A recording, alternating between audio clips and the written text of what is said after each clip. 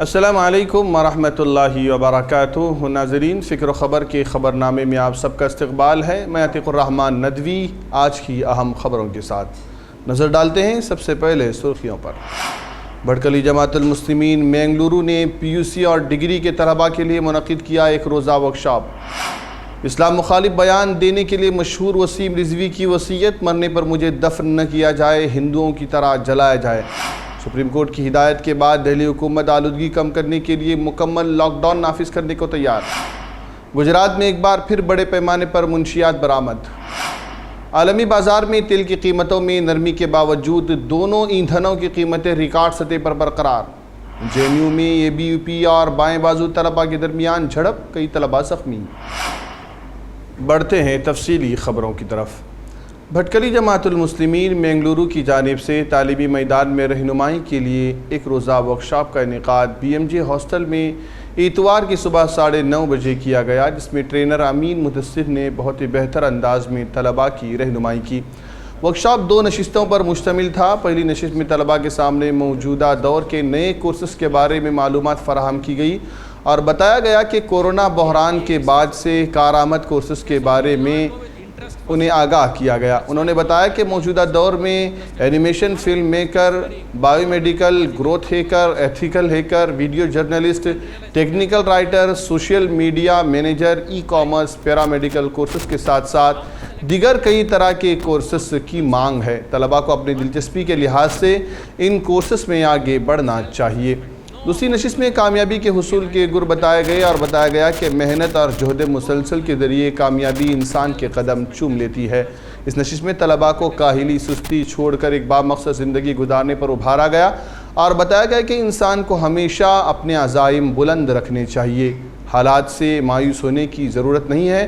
حالات ہر کسی پر آتے ہیں، لیکن کامیاب انسان وہی ہے جو ان حالات کا مقابلہ کرے۔ Lakhs of students in this country belong to poor families, and unki taqdeer badli because they took the right decisions in their education, in their friendship, in their values, in their career. اسلام مخالف بیان دینے کے لیے مشہور شیعہ central وقف board کے سابق chairman Wasim Rizvi نے ایک حیرت انگیز اعلان کیا ہے۔ وسیم رضوی نے کہا ہے کہ مرنے کے بعد ان کی تدفین نہ کی جائے بلکہ ہندوؤں کی طرح نذر آتش کیا جائے۔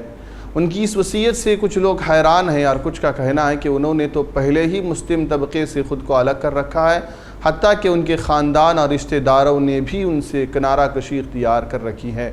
میڈیا ذرائع کے مطابق وسیم رضوی نے ایک وصیت نامہ تیار کیا ہے اور ویڈیو جاری کر کہا ہے کہ مرنے کے بعد ان کے جسم کو ہندو دوستوں کے حوالے کر دیا جائے اور ان کی آخری رسومات ادا کی جائے۔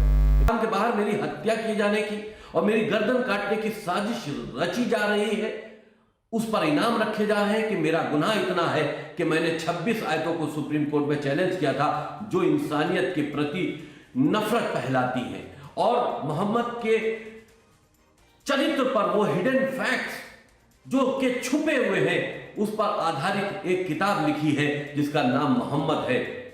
اب مسلمان مجھے مار دینا چاہتے ہیں اور یہ اعلان کیا ہے کہ مجھ کو کسی قبرستان میں کوئی جگہ نہیں دیں گے، تو میرے مرنے کے بعد شانتی بنی رہے اس لیے میں نے ایک وصیت نامہ لکھا ہے، ایڈمنسٹریشن کو بھی بھیج دیا ہے کہ میرا جو شریر ہے وہ میرے ایک ہندو دوست ہیں ان کو لکھنؤ میں دے دیا جائے اور چتا بنا کر میرا انتم سنسکار کر دیا جائے، اور چتا میں اگنی ہمارے یتی نرسنگا نند سرسوتی جی دیں گے۔ یہ میں نے ان کو ادھکت کیا ہے۔ دہلی حکومت نے آج سپریم کورٹ کو بتایا ہے کہ وہ آلودگی کو کم کرنے کے لیے قومی دارالحکومت میں مکمل لاک ڈاؤن نافذ کرنے کے لیے تیار ہے۔ دہلی حکومت کے 26 صفحات پر مشتمل حلف نامے میں آلودگی کو کم کرنے اور ماحولیات کے تحفظ کے لیے اٹھائے جانے والے اقدامات کے بارے میں تفصیلات دی گئی ہیں۔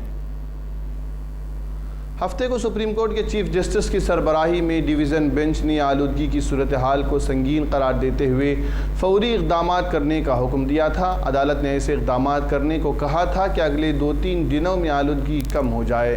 دہلی حکومت نے کہا کہ عدالتی حکم پر اٹھائے گئے فوری اقدامات سے آلودگی میں کمی آئی ہے اور توقع ہے کہ اگلے 2-3 دنوں میں اس میں مزید کمی واقع ہو سکتی ہے۔ اسی سے جڑی یہ خبر یہ ہے کہ آج یعنی پیر کی صبح فضائی آلودگی میں معمولی بہتری سامنے آنے کی بات بھی آئی ہے، لیکن ہوا کا معیار انتہائی خراب زمرے میں رہا۔ رپورٹ کے مطابق پورے شہر کا ایئر کوالٹی انڈیکس 318 ریکارڈ کیا گیا، جبکہ اتوار کی صبح یہ 386 ریکارڈ کیا گیا تھا۔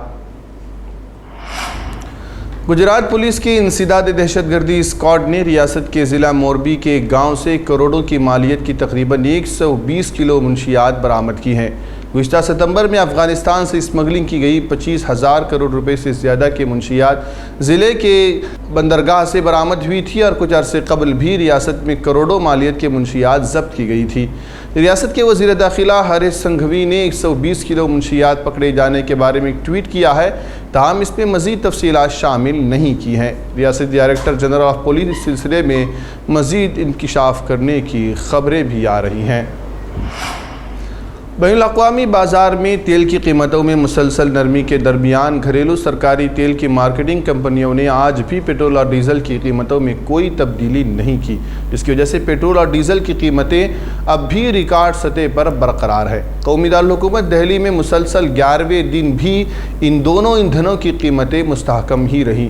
مرکزی حکومت کی طرف سے پیٹرول اور ڈیزل پر ایکسائز ڈیوٹی میں بالترتیب 5 اور 10 روپے فی لیٹر کی کمی سے ملک میں ان دونوں ایندھنوں کی قیمتوں میں کمی آئی ہے۔ اس کے بعد اتر پردیش، کرناٹک سمیت ملک کی 22 ریاستوں اور مرکز کے زیر انتظام علاقوں نے ان دونوں مصنوعات پر ویلیو ایڈڈ ٹیکس کو کم کر دیا ہے۔ اس سے متعلقہ ریاستوں میں ان دونوں پیٹرولیم مصنوعات کی قیمتوں میں مزید کمی آ رہی ہے، لیکن عالمی بازار میں تیل کی قیمتوں میں کمی کے باوجود ہندوستان میں اب بھی تیل کی قیمتیں ریکارڈ سطح پر ہیں۔ کئی اضلاع میں موسلا دھار بارش نے لوگوں کی مشکلات بڑھا دی ہیں۔ کئی علاقوں میں بارش کا پانی جمع ہو گیا ہے۔ اس دوران کانگریس کے سابق صدر راہل گاندھی نے کانگریس کارکنوں سے اپیل کی ہے کہ وہ بارش میں پھنسے پریشان حال لوگوں کی مدد کریں۔ انہوں نے ٹویٹ کرتے ہوئے کہا کہ کیرالہ میں ہمارے بھائی بہنیں شدید بارش کا سامنا کر رہے ہیں۔ میں کانگریس کارکنوں سے ہر ممکن مدد کرنے کی اپیل کرتا ہوں۔ برائے مہربانی احتیاط کے ساتھ تمام حفاظتی ہدایات پر عمل کریں۔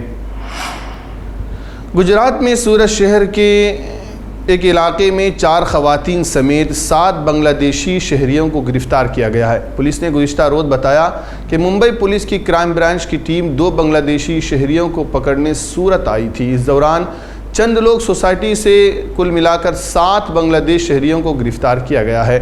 2 بنگلہ دیشی شہریوں کو کرائم برانچ کی ٹیم ممبئی لے گئی، جبکہ 22 سے 25 سال کی عمر کی 4 خواتین اور ایک نوجوان سمیت 5 بنگلہ دیشی شہریوں کو گرفتار کر کے سورت پولیس کی ٹیم کو سونپ دیا گیا ہے۔ انہوں نے فرضی دستاویزات کی بنیاد پر آدھار کارڈ اور پاسپورٹ بنوانے کی خبریں ہیں۔ کچھ لوگ تو غیر ملک کا بھی سفر کر کے یہاں واپس لوٹ چکے ہیں، لیکن 2 لوگ جب پاسپورٹ بنوانے ممبئی گئے تب ان کے دستاویزات میں فرضی ہونے سے انہیں پکڑنے ممبئی کرائم برانچ کی ٹیم یہاں آئی اور دیگر لوگوں کا بھی پردہ فاش ہو گیا۔ خبروں میں بس آج اتنا ہی۔ انشاءاللہ پھر ملاقات ہوگی، تب تک کے لیے فکر و خبر کی پوری ٹیم کو اجازت دیں۔ اللہ حافظ۔